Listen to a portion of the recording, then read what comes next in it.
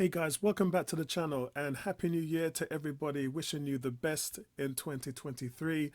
So I thought it's time that we take a look forward to what's coming up at 2023. Lots of good stuff here guys, which is why we're not doing a top 10, we're doing a top 20.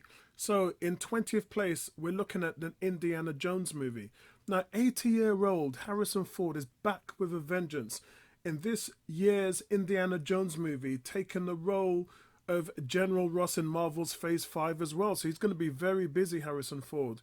Now, Indiana Jones, arguably his most notable role, he will be going with the Dial of Destiny. And this is the 5th film and the final Indiana Jones film.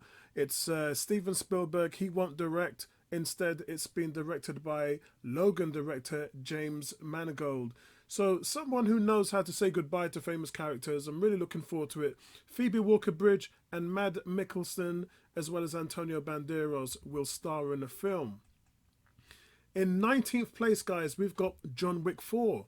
This brings John Wick back for Chapter 4 with Keanu Reeves returning as the titular character, looking to defeat the High Table once and for all. So this could be the fight that wins it all in Chapter 4. So really looking forward to that. In 18th place, it's Mission Impossible Dead Reckoning. Part 1, guys, coming out on July the 14th. Over the course of the last 20 years, we've been enjoying Mission Impossible movies, the franchise most reliable de facto spy series, consistently entertaining film series throughout, and everybody, I can't remember one film which I actually hated. Sometimes they can be guilty of being a bit too complex, but that's the badge you wear. Number 17, guys, Creed 3. This is Michael B. Jordan's first directorial debut with the 3rd installment of the film of the Rocky spin-off franchise, which he plays the son of Rocky's nemesis, Apollo Creed. The one bad thing about this film, guys, is that it's the first one that won't have any involvement with Sylvester Stallone, and obviously there was a little bit of falling out because of the direction of the film, and he sees no part in this film, whether it's in front of the camera or behind the camera. So that's a little bit of a sad thing, but I'm really looking forward to the film as a whole. Number 16, guys, DC Comics. The first one from DC on the list is Blue Beetle, based on the DC Comics character who's also known as Jamie Reyes. The movie will focus on Jamie's heroic origin story and his conflicts with the antagonist Victoria Cord, and possibly a long-standing Blue Beetle villain, Carapax, the Indestructible Man.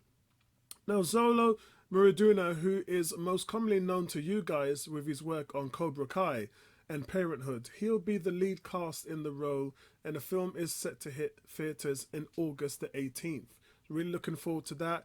At number 15, we go to Marvel's first on the list, which is The Marvels. Following the events of Miss Marvel's TV series, Carol Danvers, Kamala Khan, and Monica Rambeau begin swapping places with each other every time they use their powers, and must team out to figure why.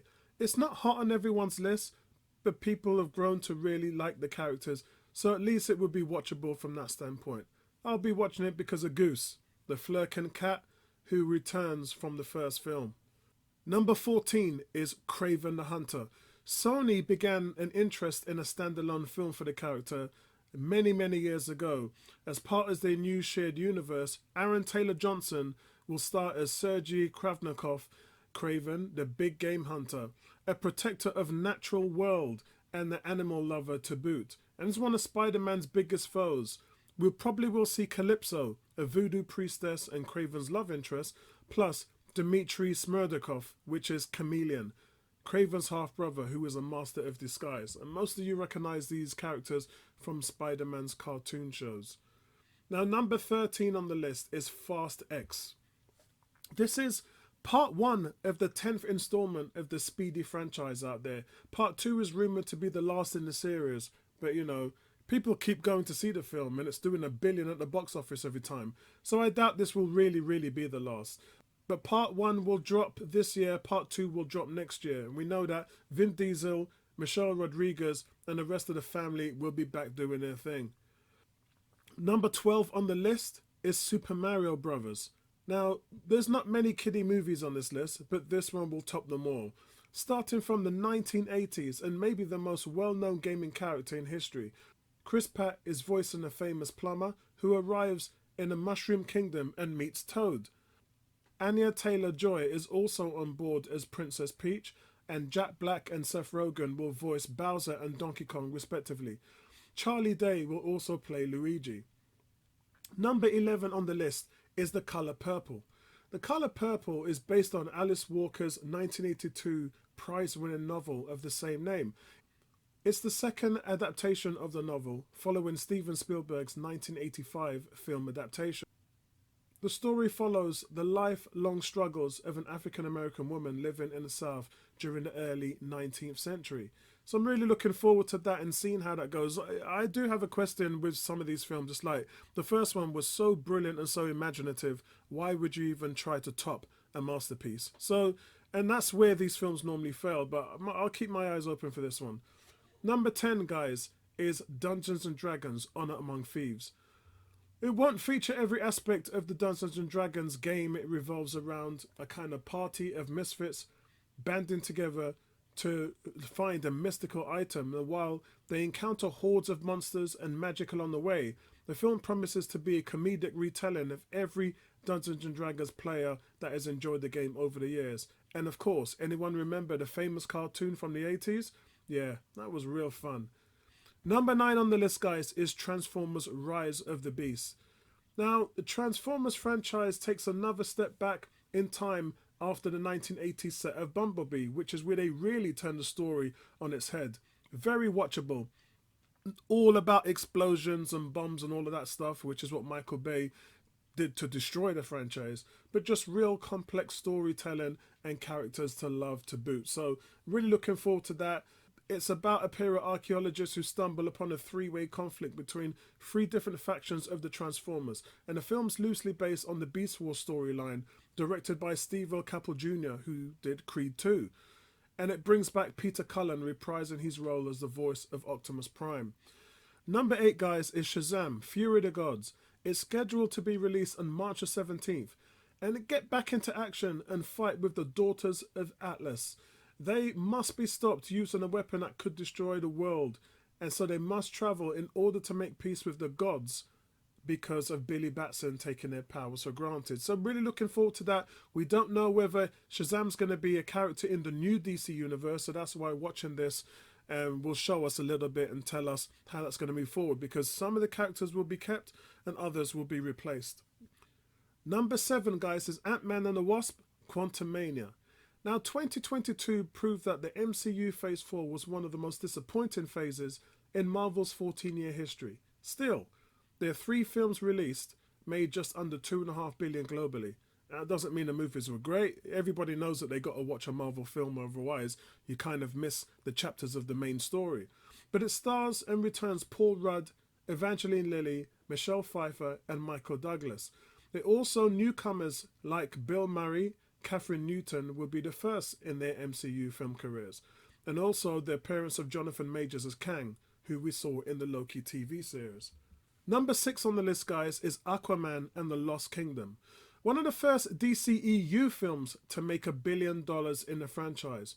It serves as a sequel to the 2018 fantastic Aquaman film, and although director James Wan has stated that the film will be heavily influenced by the 1960s cult horror film Planet of the Vampires, I'm sure that there's going to be tons in store for us to watch and enjoy, and it's just a lovable character. And let's see also what happens to him in the new DC universe. Number 5 on the list is Guardians of the Galaxy Volume 3. Now, James Gunn has completely taken over at DC Studios as the new creative head. This is his last Marvel film before he bows out after the amazing Christmas special of Guardians of the Galaxy. Now, the team was briefly shown in Thor 4: Love and Thunder, but went back to their new home dealing with the consequences of Thanos in Nowhere. So they own Nowhere now, it's their home. And the film will be finally featuring Adam Warlock, a famous character from the comics who once wielded the Infinity Stones. Number 4 on the list is Christopher Nolan's Oppenheimer. Christopher Nolan departed ways with Warner Brothers last year, and he was encouraged to join Universal Pictures by M. Night Shyamalan. It's all about making the most money, and bridges were burnt after Warner Brothers put most of their films in COVID on streaming services. Yeah, it was great for you at home, but it was terrible and it sucked for the movie makers because their contracts were based on theatre earnings. So a lot of them, like Christopher Nolan's, left. Now, Nolan's $100 million drama is about J. Robert Oppenheimer and the creator of the atomic bomb. It will follow Oppenheimer's later decision to call for more international control of nuclear weapons and his eventual opposition to the development of the hydrogen bomb. Top 3 now, guys. This is where things starts to get a bit sexy on the list. Number 3, Across the Spider-Verse. Spider-Man Into the Spider-Verse was an incredible story with breathtaking animation styles. In the 4 years that have passed since its release, fans have been dying to see what's next for Miles Morales and Spider-Gwen.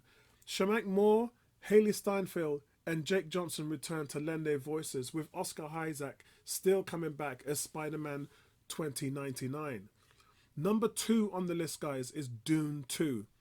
Dune 1 was a massive budget hit. It was, for me, the best film of that year.